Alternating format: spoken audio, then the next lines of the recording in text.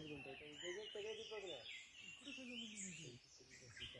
सातार्डे परिवारी ना त्यांच्याकडे निवडती म्हणजे त्यांच्यात दिली आता अजून त्यांची नावं असेल आमचं मूळ घर का आमचं मूळ घर आम्ही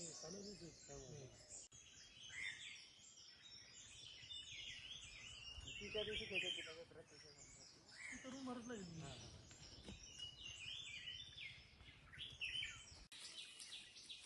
हे बांधली बांधते ऐकला ते कसं माहिती आहे का आत्ताना भाऊ बाबा कठीण आहे कळावा बरोबर सावकाश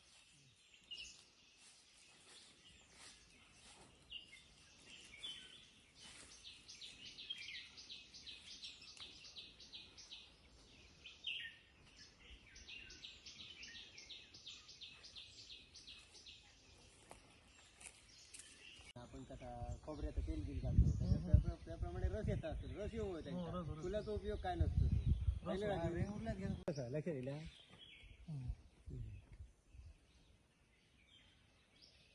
याचं रेट कमी आहे कळीचं जास्त या सध्या तुमका एक खाली काय माहिती ते साहित्य द्यायचं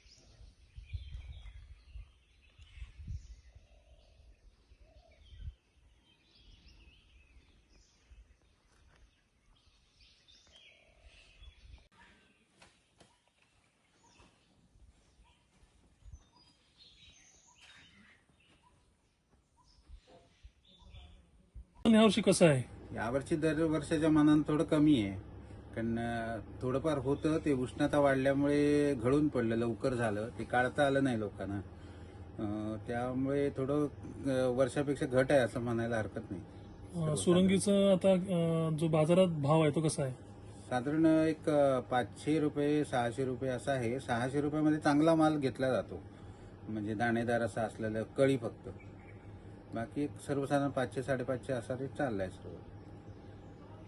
कळ्यांचा सुरंगीचा आहे तो कुठे पाठवता पण वाशी मार्केटला तर मुंबईला जातो हा माल. आपलं नाव माझं नाव दीपक करंगुटकर.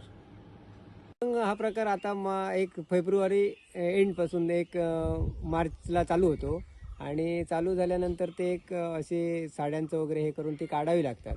काढल्यानंतर बांधून वगैरे काढून ती नंतर एक साफ वगैरे करून ती वाळवावी लागतात. वाळवून नंतर एक 4-5 दिवसांनी ती आपण मार्केटला देऊ शकतो. मार्केटमध्ये व्यापारी आता कशा प्रकारे किती दराने विकत घेत आहेत.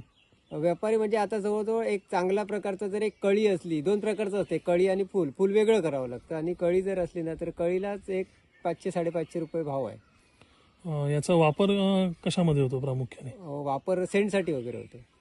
एकंदरीत हा जो रेट आहे 500 ते 550 हा पुरेसा वाटतो का तुम्हाला की अधिक असावा. नाही साहेब 500-550 म्हणजे तसं एक ग्रीस घेऊन काढावं लागतं त्यात करून 1 ते 15 दिवसातच ते उत्पन्न राहतं त्याच्यामुळे 500-550 रुपये म्हणजे एकदमच कमी भाव आहे. तर साधारण एक त्याला 800 850 900 रुपयेपर्यंत तरी भाव भेटला पाहिजे.